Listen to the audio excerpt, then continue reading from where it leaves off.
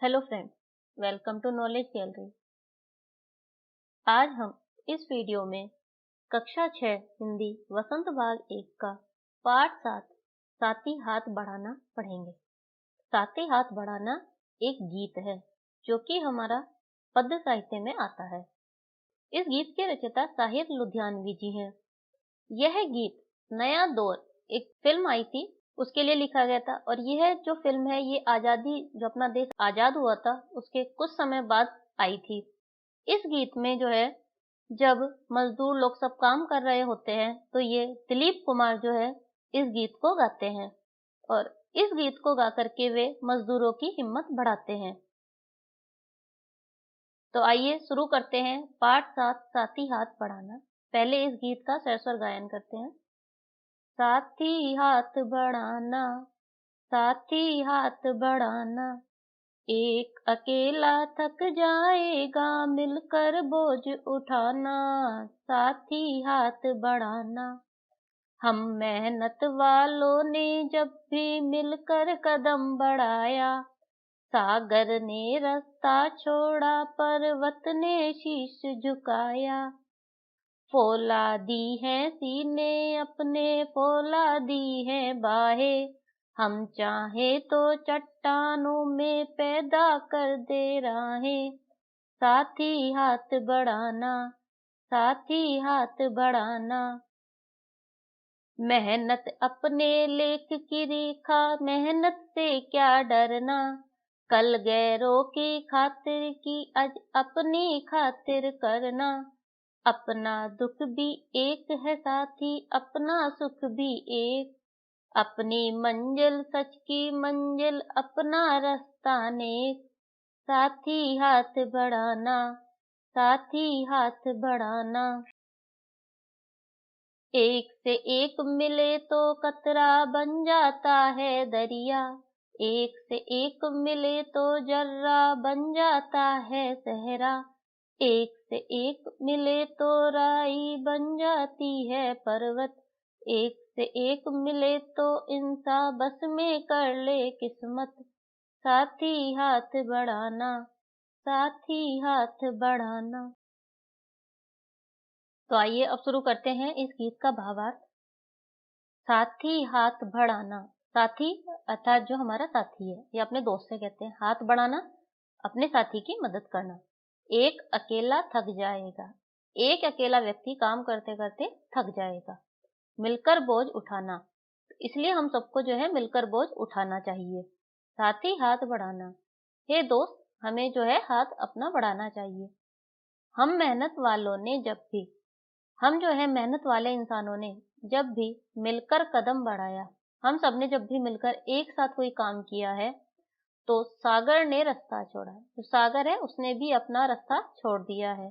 पर्वत ने शीश झुकाया और पहाड़ ने अपना शीश झुका लिया है। अर्थात जो मेहनती लोग हैं वो जब सब एक साथ मिलकर काम करते हैं तो बड़े से बड़ी मुश्किल भी दूर हो जाती है।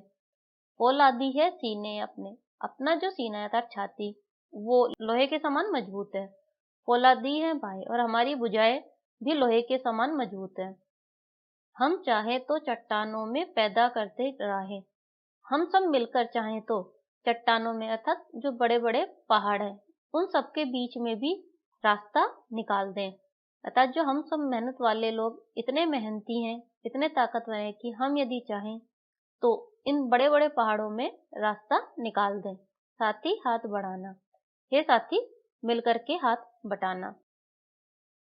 भावार्थ, प्रस्तुत पद्यांश में कवि कहता है कि हमें अपने साथी की मदद करनी चाहिए। एक अकेला व्यक्ति काम करते करते थक जाएगा, इसलिए सभी को मिलकर बोझ उठाना चाहिए। हम सब परिश्रम करने वालों ने जब भी मिलकर कोई काम किया है या आगे बढ़े हैं तो समुद्र ने अपना रास्ता छोड़ दिया तथा पर्वत ने भी अपना सिर झुका लिया। हम सबके सीने अर्थात छाती लोहे की तरह मजबूत है और हमारी भुजाई भी लोहे की है। हम सब चाहे तो पत्थरों के बीच से भी रास्ता निकाल सकते हैं, इसलिए हम सबको एक दूसरे की मदद करनी चाहिए। मेहनत अपने लेख की रेखा, मेहनत जो है मेहनत करना परिश्रम करना हमारे भाग्य की रेखा है। मेहनत से क्या डरना, इसलिए हमें मेहनत करने से कभी भी डरना नहीं चाहिए। कल गैरों की खातिर की, आज अपनी खातिर करना। ये जो गीत है आजादी के तुरंत बाद का है। तो इसमें बोला है कल गैरों की, गैरों अर्थात जो ब्रिटिश थे, अंग्रेजों के खातिर पहले हम मेहनत करते थे, आज अपनी खातिर करना। अब जो है हमें अपने देश को उन्नत बनाने के लिए मेहनत करनी है। अपना दुख भी एक है साथी, अपना सुख भी एक। हम सब भारतीयों का या हम सब मेहनती लोगों का दुख और सुख एक ही है। जो तुम्हारा दुख है वही मेरा दुख है, और जो तुम्हारा सुख है वही मेरा सुख है। अपनी मंजिल सच की मंजिल, अपना रास्ता नेक। अपनी जो मंजिल है अर्थात जो अपना लक्ष्य है वह सच्चाई का है, अपना रास्ता नेक, और अपने जो रास्ता है वह भलाई का रास्ता है। साथी हाथ बढ़ाना, इसलिए हे साथी मिलकर के हमें सबकी मदद करनी चाहिए। भावार्थ, इस पद्यांश में कवि कहता है कि मेहनत हमारे भाग्य की रेखा है, इसलिए हमें मेहनत से नहीं डरना चाहिए। कल अर्थात जब हम गुलाम थे तब हमने अंग्रेजों के लिए मेहनत की थी। आज हम आजाद हैं, आज हमें अपने लिए मेहनत करनी है, जिससे कि हमारी तरक्की के द्वार खुल सके। हे दोस्त, अब अपना दुख भी एक है और अपना सुख भी एक है। अपना लक्ष्य सच्चाई की राह पर चलना है और अपना रास्ता भलाई का रास्ता है, इसलिए हम सबको एक दूसरे की मदद करनी चाहिए। एक से एक मिले तो कतरा बन जाता है दरिया। इसमें जो कवि कहते हैं एक से एक मिले तो, कतरा होता है पानी की बूंद, यदि पानी की बूंद एक एक करके मिल जाए तो बन जाता है दरिया अर्थात नदी, तो वो नदी बन जाती है। यदि कहीं एक एक बूंद करके पानी इकट्ठा किया जाए तो धीरे धीरे नदी बन जाती है। एक से एक मिले तो जर्रा बन जाता है सेहरा। जर्रा अर्थात जो रेत के कण है या बालू के कण, यदि कण जो है एक से एक मिल जाते हैं तो वह सहरा अर्थात रेगिस्तान, वो जो है एक बड़ा रेगिस्तान बन जाता है। एक से एक मिले तो राई बन सकती है पर्वत। जो राई है, राई के दाने बहुत छोटे होते हैं, यदि वो एक से एक मिल जाए, सब आपस में मिल जाए तो वह पर्वत बन सकते हैं।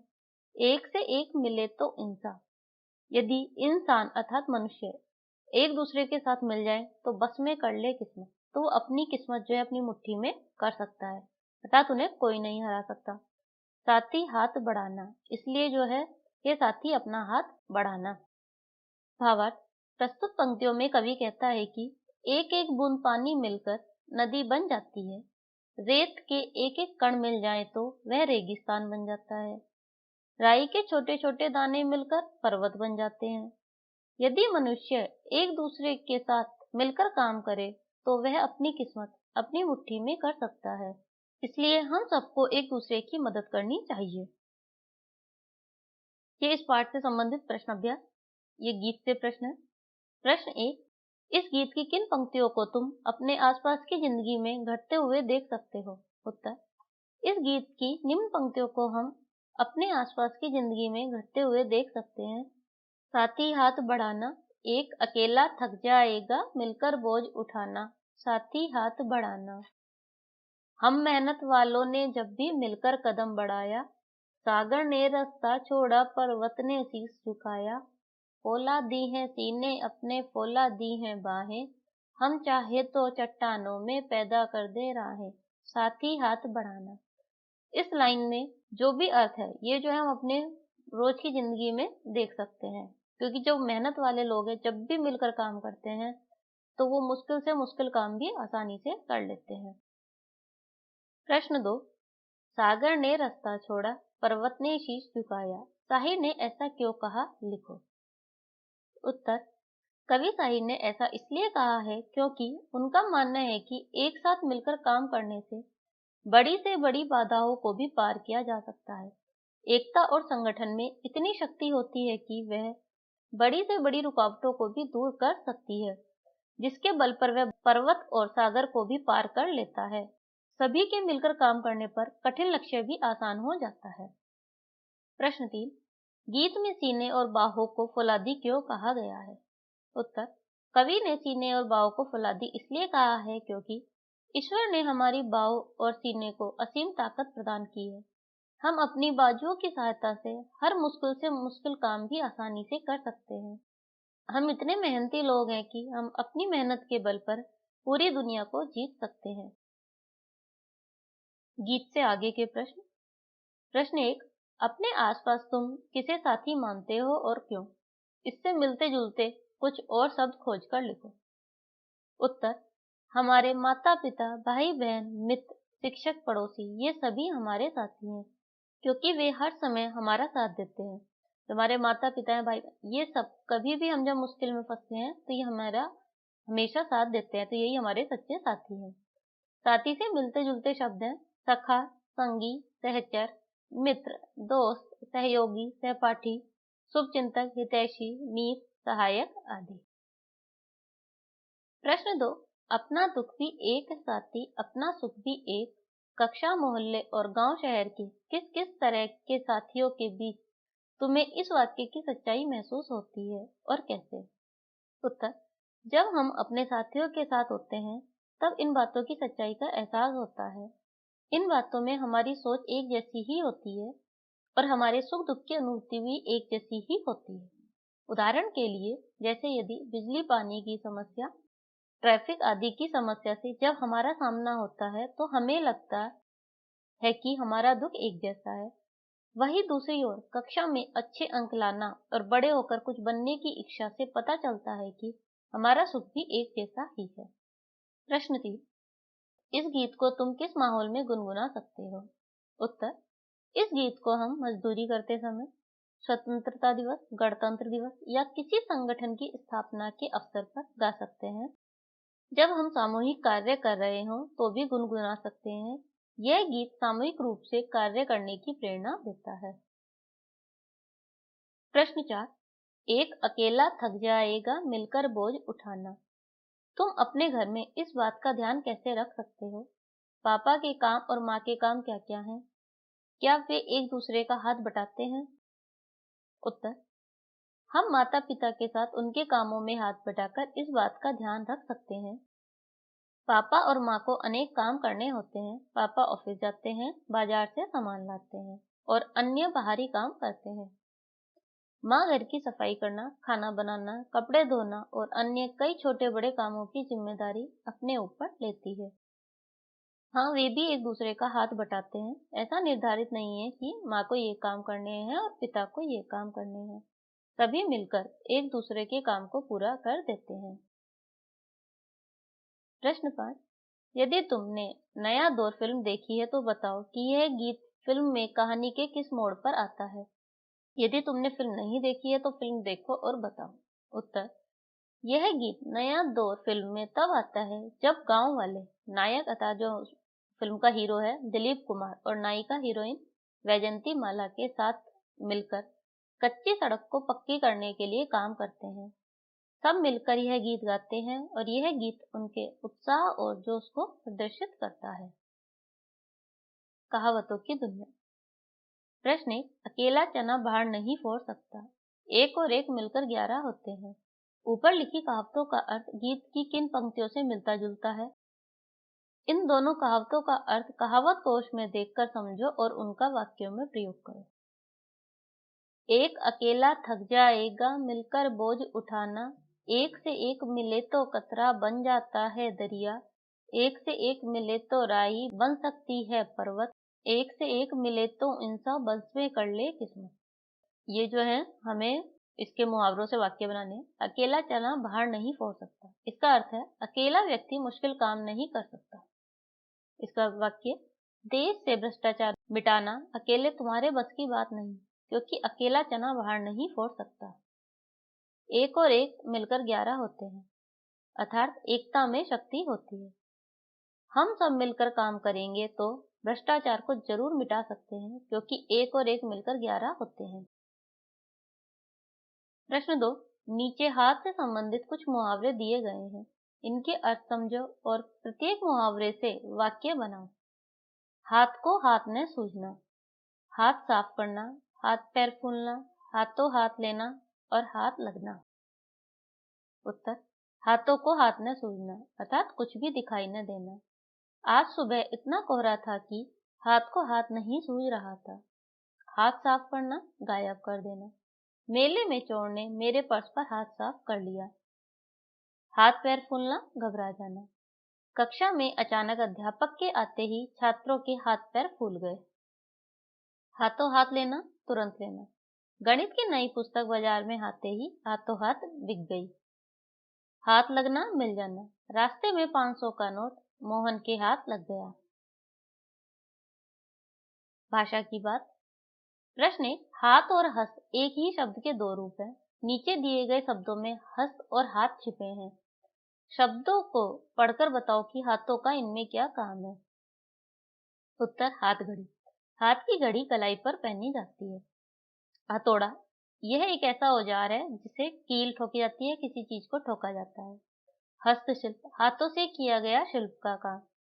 हस्तक्षेप, किसी कार्य में दखल देना, इसमें लेकिन हाथ का कोई डायरेक्ट जो है कोई काम नहीं है। निहत्था, उस व्यक्ति को कहते हैं जिसके हाथ में कोई हथियार न हो।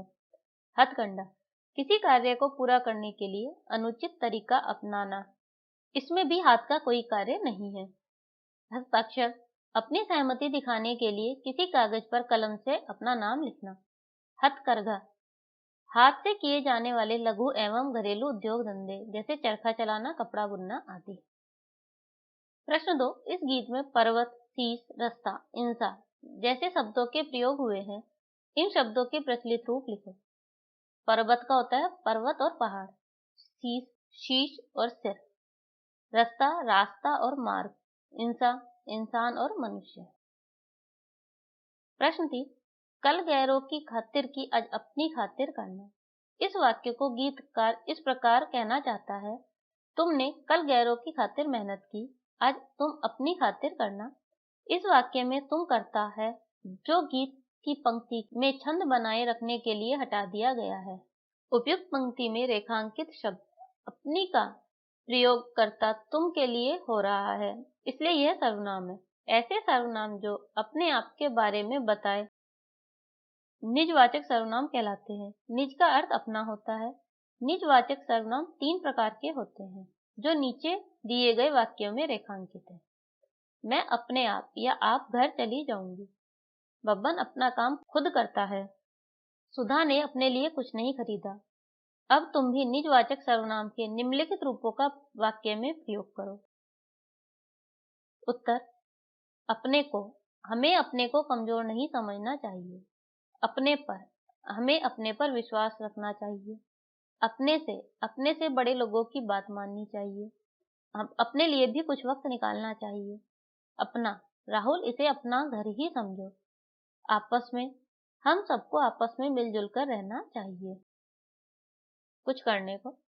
प्रश्न 1, बातचीत करते समय हमारी बातें हाथ की हरकत से प्रभावशाली होकर दूसरे तक पहुंचती हैं। हाथ की हरकत या हाथ के इशारे से भी कुछ कहा जा सकता है। नीचे लिखे हाथ के इशारे किन अवसरों पर प्रयोग होते हैं लिखो। उत्तर, क्यों पूछते हाथ, किसी चीज के लिए जब क्यों पूछते हैं तो उसके लिए हाथ का इशारा। इस इशारे का प्रयोग हम किसी से प्रश्न करते समय करते हैं। बुलाते हाथ, किसी को बुलाते समय हम हाथ से इशारा करते हैं। मना करते हाथ, किसी बात के लिए इनकार करते समय हम हाथ हिलाकर मना करते हैं। आरोप लगाते हाथ, किसी पर दोष मढ़ते समय हाथ की उंगली का इशारा उसकी साइड करते हैं। जोश दिखाते हाथ, किसी को जोश दिलाने के लिए हम हाथों के इस संकेत का प्रयोग करते हैं। समझाते हाथ, किसी को समझाते समय हम हाथों के इस संकेत का प्रयोग करते हैं। चेतावनी देते हाथ, किसी को चेतावनी देने के लिए हम हाथों के इस संकेत का प्रयोग करते हैं। इस पाठ से संबंधित यदि आपके कोई क्वेश्चन है या डाउट है तो अपने क्वेश्चन कमेंट बॉक्स में जरूर पूछें। इस पाठ के नोट्स आप हमारी वेबसाइट से देख सकते हैं। वेबसाइट का लिंक डिस्क्रिप्शन बॉक्स में दिया हुआ है। Thanks for watching.